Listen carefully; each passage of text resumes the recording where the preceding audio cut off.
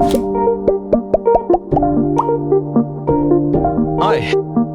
Hi. We are here today to really open up what is agentic commerce, as it is no doubt on everyone's mind right now following the release from OpenAI with their instant checkout feature.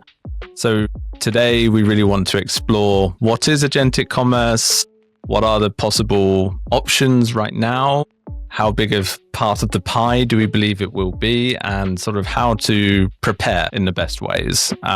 Today we have, I hope, both sides of the picture with myself. Hi everyone, I'm James and I'm heading up the SEO area. So we have been heavily involved so far in truly trying to understand what does work in regards to improving brand visibility within these different AI search platforms. So that has been all of the focus up until this point, where now the hype has become real, that agentic commerce is here, that we do need to start preparing ourselves, our consultants, and also, of course, our customers around how do we start taking the first steps here. So that is why you are here, Richard. Yeah, my name is Richard, and I am the global performance lead here at Precis. So obviously a bit more from the media side, but now, really happy to be here to discuss this topic.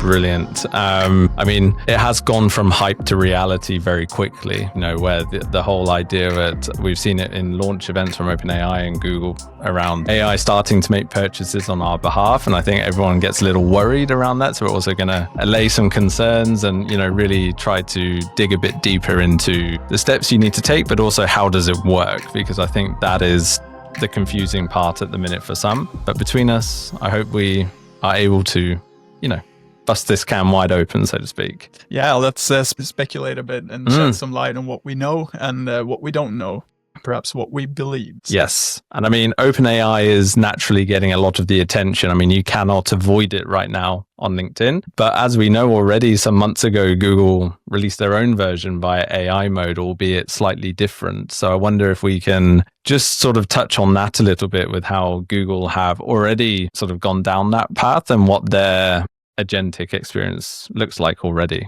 Yeah, exactly. It's really interesting when you consider like the sheer size of Google and their infrastructure around all of this and where they are right now and what we can expect to come from that and how that will definitely change how e-commerce brands operate their website in combination with everything within AI mode and the releases that Google have done. The adoption of AI overviews as a first part has been almost global now. We see it now here in the Nordics. It's been out in the US for a long time. I think a lot of our customers are adjusting to that as well, because of course, traffic starts to disappear somewhat. There are arguments on both sides that Google is able to provide way more contextual answers and from multiple sources now directly within the SERP, trying to keep users within that Google ecosystem for longer and get them further down their sort of path or funnel or whatever they're researching. And now it's gone into AI mode, which is a fantastic feature. It's sort of their answer to ChatGPT from OpenAI. The integration so far has primarily been around price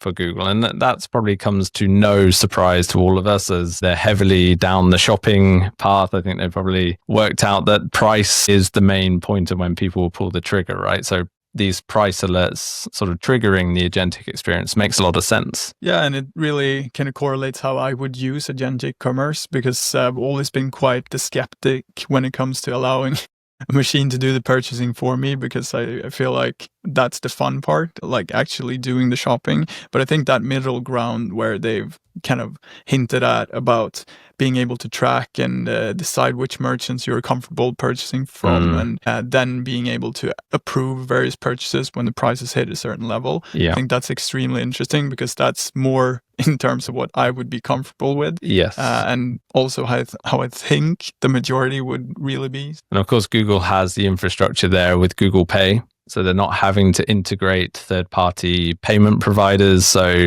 I've not heard anything around commissions or anything like that for these purchases. Whereas on the flip side, now we can gravitate towards OpenAI's release and what we've seen and how we interpret that agentic experience. I mean, is very much product discovery, like with what we've seen from AI mode from Google's side. It's very much AI is a fantastic resource to distill down into perhaps a product recommendation that you really trust. But they've gone one step further, right? So it doesn't matter about if you're happy with the price or not, the purchase option will be available to you. Google being like on the ad side, I think that they're very much prepared to not have those types of fees that perhaps OpenAI will turn to, because they will get their return from a lot of the ad investments that will probably surface within AI mode. And I'm just guessing that that will roll out quite rapidly if they see that it's working well. I think they might have a bit of different strategies when it comes to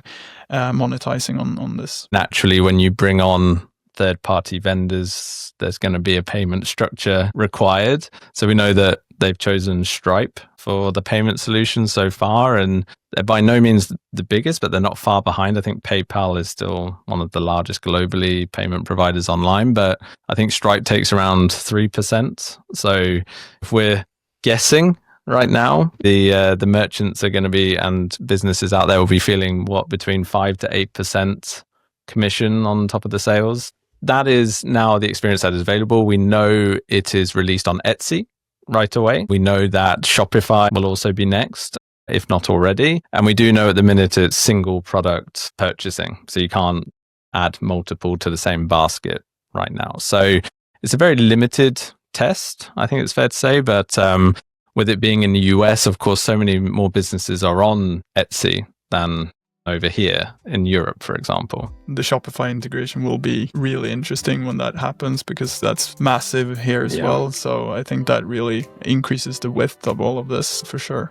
And I think that brings us on to the next part with the OpenAI experience, at least. If you think of Google's implementation, it doesn't matter with the platform, from what I know at least. But with OpenAI, of course, they're doing deep integrations directly in.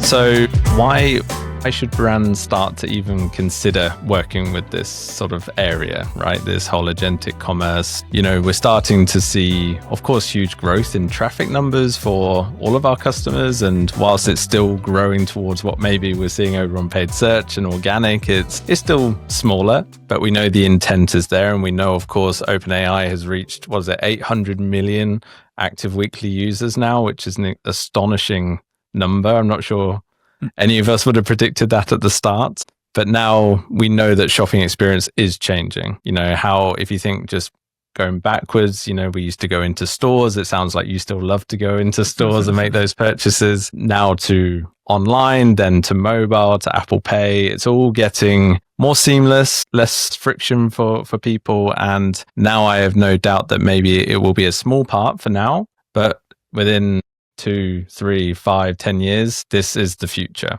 I feel like the actual agentic commerce part of it is one thing where, you know, there are complications that arise with that integration where, you know, in terms of attribution, being able to more accurately understand what impact it has and first party data and everything that concerns that. But I think the first step, like even if you're not as a brand ready to get to that point where, you know, create these integrations to be able to accept the payments like that. I think obviously you need to ensure that you're still present in the discovery part. Yes. Because that's, you know, the absolute first step. And there's, through OpenAI, the form to be able to get going.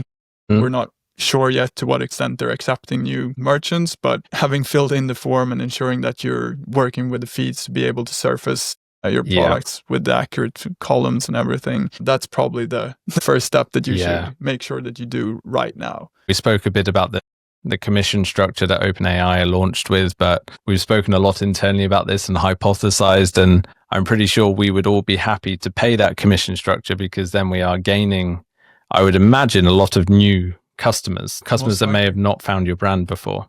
Yeah, exactly. I mean, there's, like you said, a lot of users researching, discovering. And if you consider both Google and OpenAI, the AI part of it, about understanding the intent of users, being able to do it at an earlier stage, I think that's the most crucial part, because being able to surface products that aren't really directly linked to whatever the discussion is with the AI agent, just being able to be there for when someone is searching for how to clean my pool, and then there's products related to that. So I think that intent, that understanding of intent is really interesting. It's really fascinating that you touch on intent, because I just read a report that our AEO tracking tool provided to us, Profound. And they surveyed around 2,000 US customers. The research leading to a product is like used very, very widely. 14.5% of those people then left that tool with the intent they were ready to purchase. So, I mean, that's a small sample size, but it shows a willingness to then purchase through these tools. And I think we can all recognize that behavior about starting to use AI way more for the research and discovery phase. Yes. I think that's just a very logical progression. Yes, absolutely. So we've spoken a lot about why. Now should we start speaking a bit around how? So you've spoken a little bit around the enrollment. I mean, that's the first part, right? Is just making sure that you get the green tick to start selling through these tools. Yeah, exactly. Many would perhaps have thought that, they will just replicate Google feeds and everything will be exactly the same. It's overlapping for sure. Not everything is the same. There's differences between how the feed structures should look like. So there's nuances there. And then obviously the difference between Google and OpenAI in terms of what the actual feed content should look like is that Google might be launching AI mode and incorporating this into AI mode already, but the lion's share of it still goes towards surfacing, ads for standard search. Yeah. Let's call it. OpenAI means that it's AI only, which means that the content needs to be tailored to be way more to the point, way more structure already on Google, including more things that relate to this hidden intent so that you can surface products at an earlier stage. And I mean, that's the shift in how we as users are consuming these products, right? We are not searching for red sneakers, $100. We are being far more conversational. And from what I've read and understood from the documentation, the feeds are going to also include fields to be a bit more conversational, like include many more sort of synonyms around the product and its, what it entails, if it's waterproof, etc. And things like similar products and everything, so that you can surface more than one product that are perhaps a bit more similar. I think there's nuances for sure, but like you said, it's probably going to be a lot about, giving real rich details about what the products are actually good at, like really rough hiking shoes, that last forever, just so that you can really fit that towards the actual, research that relates to both perhaps price levels, but then also way more details on what you're actually going to do with this product. So a lot of our customers and brands around the world they'll know they have a feed. They'll know that Merchant Center is important. What are some steps that companies could take around sort of gaining some control? Is it partnering with agencies who can really help with that? Obviously there's feed management. It sort of opens up a Pandora's box of where to turn. I don't know if you have any thoughts around that. I think that it's really interesting. Like, I'm assuming that most feed management solutions will come up with ready plug and play, similar to what we're doing, producing something that can easily turn a Google ready feed into OpenAI and ChatGPT. And I think that's, obviously the first step. But what's more important is probably the differences in how you can then nuance the content of those feeds, enrich it. And that can be done with everything from actually working with the CMS from the start to make those enrichments, and probably leveraging AI there as well to help you with that. But, with limited resources, there's going to be differences between what we might do, what providers like Data Feedwatch or Actionable might do to help out with this, like using the images to help pull and enrich the data or whatever it might be. And the main point is it has to be done and it has to be tailored. So I think, a combination of prompt engineering to ensure that you tailor it in such a certain way. But that's kind of what I know now. But then once we start working with this, and perhaps new data points will surface either from OpenAI or from Google in terms of how does it match, what works, then you can perhaps work with that to help tailor it further to match even more strongly.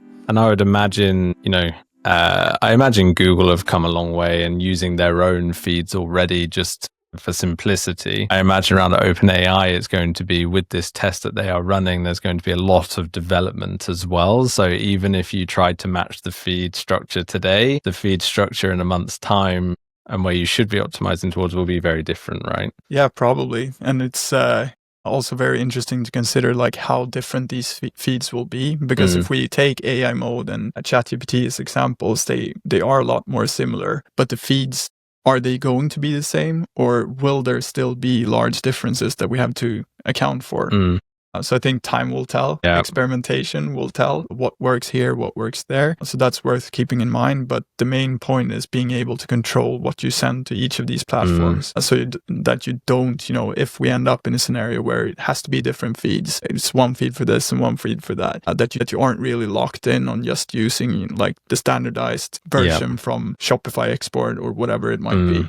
So I think that customizability is very important. And I think that's the other part, is you just mentioned Shopify. And I think it's now not a time to panic and suddenly all migrate to Shopify. Whilst, of course, there's a first moving advantage there. Whoever is today on Shopify will be able to test this much sooner. There is no doubt that there will be native integrations with all the other large players. So, but I think listening to you now, Richard, what I gathered was it's time to get control of your feeds. Be aware, what do we send today? What else at product level could we send in the future, and start to sort of build out a system where you could have all the combinations of what that product could surface for in the future, and start to just get that together now. Yeah, and I think like these last few years we've gotten a bit more passive when it comes to the feeds, just because we know that Google is so good at matching the feed content to the queries already. So the actual optimizations aren't worth as much as they were a few years back. But this has kind of opened that up again, because it's changing and no one really knows how to best optimize the feeds for these AI products. So I think that's the really interesting and fun thing about it, is that we again can have that really big impact by doing these types of optimizations. So I think it's a really fun time. The interesting part is measurement is the next step of it, right? Like, how effective are these tools towards our business? And I think that's where everyone is screaming for some kind of search console, Google Ads, sort of metric tool for OpenAI and these other platforms, or even AI mode. I know they're starting to give us a bit more insight in there, but impressions, etc. So that is definitely the black box that everyone in our world is screaming for, because that's the valuable data. But in the meantime, I think what is very powerful for us here at Precis is obviously having Alvi. Yeah, for sure. Attribution is going to pose a problem with the rise of these solutions, especially with Agentic commerce, not actually completing the purchase on page. So I think that just really increases the reliance on your first party data and your CRM systems. But when you think about the measurement points that are not here yet, but you can speculate on what's going to come, it's really interesting. If you take the Google example, just being able to get something surfaced to you in terms of, or even OpenAI as well, probably, that, there are 120 users that have this product marked as tracked, and then at this approximate price interval, just so that you can gain even more and new measurement points to help you actually guide the business. Perhaps you need to push a certain assortment out the door, and then you can get that data point on what's like, how many are ready to purchase this at this level. So I think it opens up a lot of interesting possibilities. I'm not saying that's going to happen, but I wouldn't be surprised, because price is an important factor, like everyone knows. So it's not unrealistic to assume that if these products roll out to both ChatGPT and AI mode, that would be something that Google and even OpenAI could potentially surface to merchants. I mean, one of the big parts, of course, what these tools are used for now is the research. So how many people today are we sort of misattributing through having done all the research towards a product in these tools, and then perhaps coming through organic, for the purchase, or a shopping ad, or, I mean, there's already an air of uncertainty, albeit small, but I think it's only going to grow. Yeah, and I mean, that's where, Alvi really plays a big part in helping our clients really understand what these platforms help drive, so that it's not just your typical last non-direct attribution, to really understand the value of it.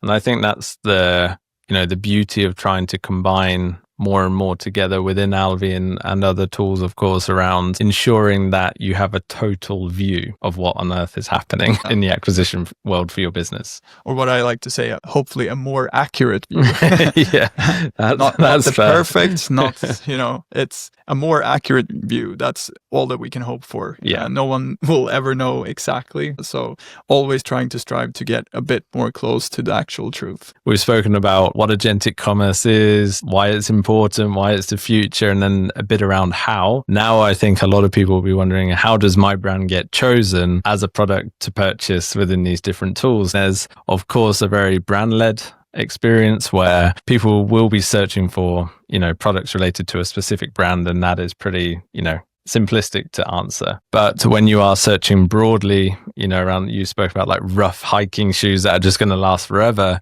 there will be some ranking criteria that OpenAI and Google will be looking into, but we got a bit of exposure into what OpenAI will be looking into, right? So making sure that you have pricing information up to date, shipping details, but there will be a lot more, right? So there's a lot around customer experience, feedback loops. Yeah, and like reviews, you can add like how many reviews and what the average rating is and things like that into the feed. So I think they're trying to incorporate a lot of that as well. Google does the same through various programs, not necessarily in the feeds as well. There's a lot around that's really interesting. But on the brand part, I think it's going to be extremely interesting to see what's coming. I mean, we've speculated a lot, not here, but in terms of what these types of agents can look like. And if for all of our merchants, like you can possibly have your own agent that's like representing your brand with actual, brand identity connected to it. And tone of voice and everything. Yeah. Like what will that look in the future? That's going to be extremely interesting to see, because I do feel like that's a reasonable way for it to kind of help try and tackle some of these difficulties with the instant checkout and agentic purchasing, that it's somewhat a brand owned agent or brand designed agent that represents you and your brand for those interactions that are more directly with your brand. Obviously speculative, but in the future it might be that all of our merchants have their own kind of agent within these spaces. We spoke a bit off camera around, this is a huge first step, being able to purchase through these tools. But as we know, to brands today, first party data is king. Loyalty programs are growing massively with e-commerce brands, making sure that you are really looking after your customers. Maybe there's specific discounts you've unlocked. With this very early integration, it feels like none of that will be possible. So that has to be sort of on their minds as a natural next step of understanding how they can securely manage your login data and your profiles then with a brand's website perhaps. And that's sort of if we were to have a crystal ball and look at that sort of tied with brand agents and into payment solutions, and then also then with your own information and your own data, that's kind of the full circle moment, maybe. Yeah, I mean, it's almost like the entire experience within these, let's call it brand agents within AI mode or ChatGPT. So anything, like any type of integration that could be authorized so that, the website knows, not the website, the merchant knows like who it is that's actually browsing or researching, and then being able to tailor more direct and unique offers and everything towards them. I think it's not unreasonable to assume that we might end up somewhere there, but it's also kind of hard to wrap your head around, because it's almost like taking the entire website of a merchant and putting a mini version of that within OpenAI or AI mode. And sometimes we know, as you've mentioned, resources are limited. Imagine, building that whole entirety again, but the beauty is that we hope that AI will be able to summarize a lot of it for you. And I think, we'll wrap up with some actions, but looking after the website is still very, very important, because there's no doubt a huge learning experience for AI there. It's really fun to just think about these things, because how massively can this possibly change things with how consumers interact with, if it's not your website, is it like the brand agent within these platforms, or how does that work, and what's important for what? So I think you obviously not disregarding the website and everything traditionally, having those, it's more like just this new thing, probably. And probably a lot of CRO goes into that, depending on how customizable that section might be. So yeah, it's really interesting. Yes, one of the interesting part with OpenAI's release, just to wrap this bit up, was seller versus reseller as well, which is obviously quite interesting around, will OpenAI prefer direct brand, direct sellers as a brand, or, going into broader merchants, like Amazons of the world. So that will be very interesting how they look to balance those two off against each other. It's going to be interesting to see if they differentiate, or if it's just their whatever ranking for all of that. So, we'll wrap up in a minute, but I was wondering if you have any hot takes around like challenges or things you see up and coming in sort of the next weeks, months, years with this sort of new agentic commerce direction that we're going in.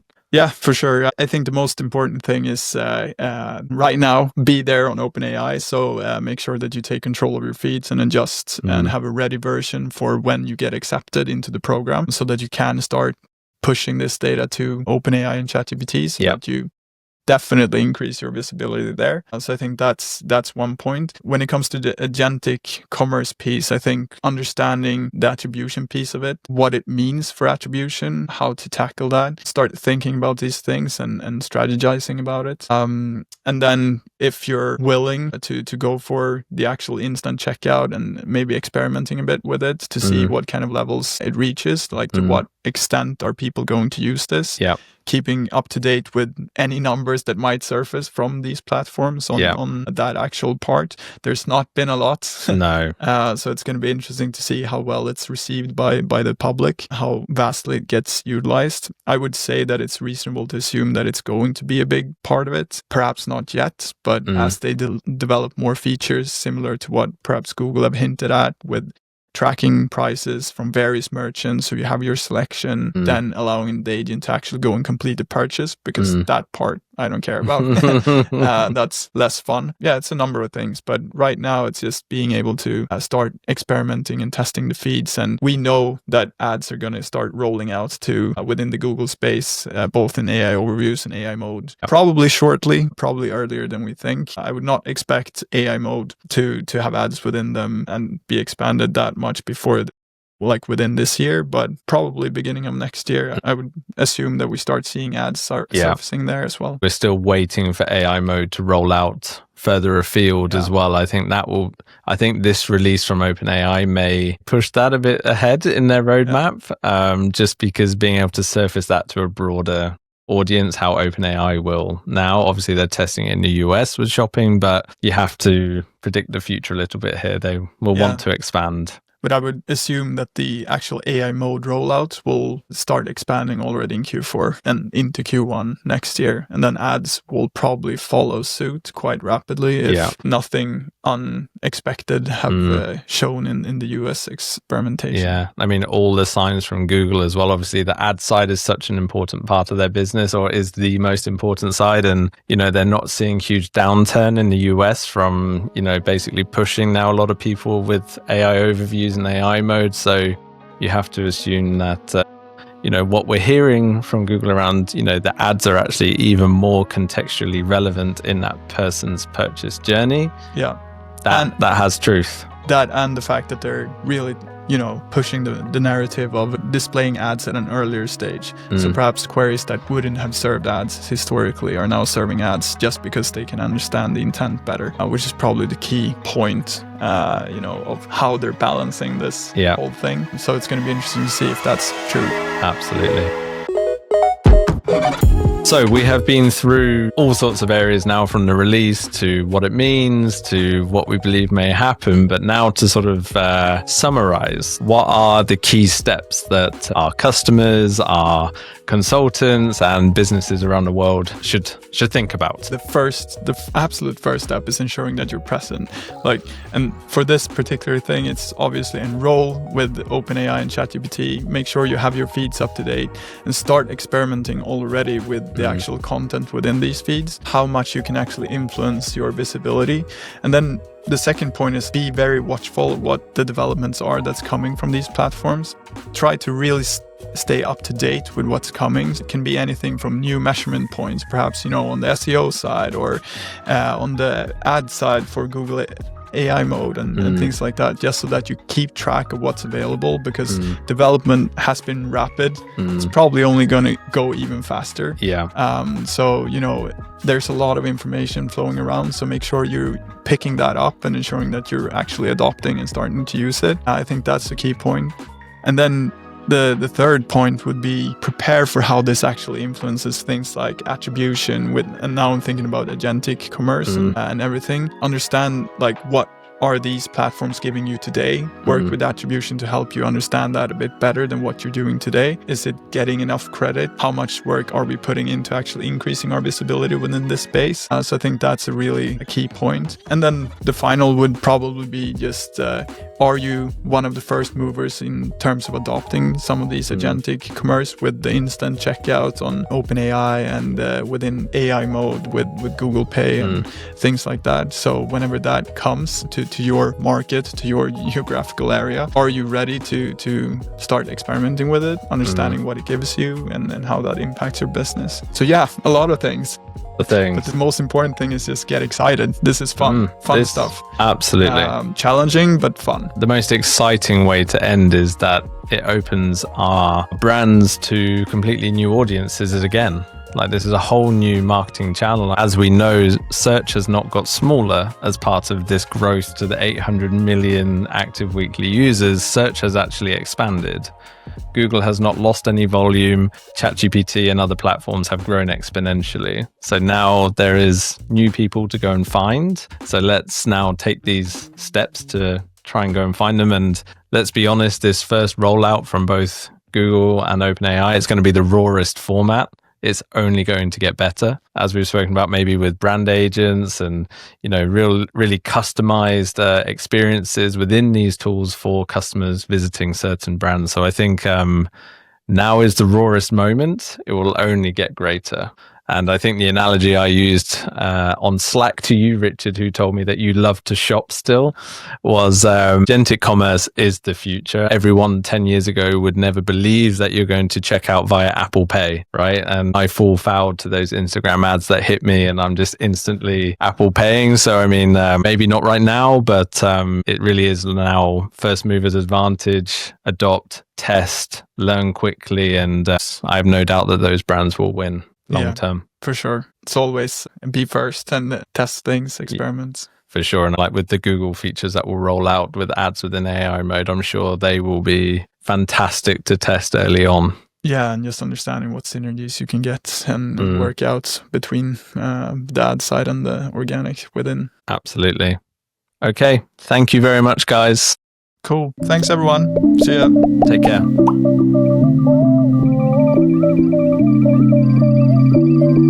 Thank you.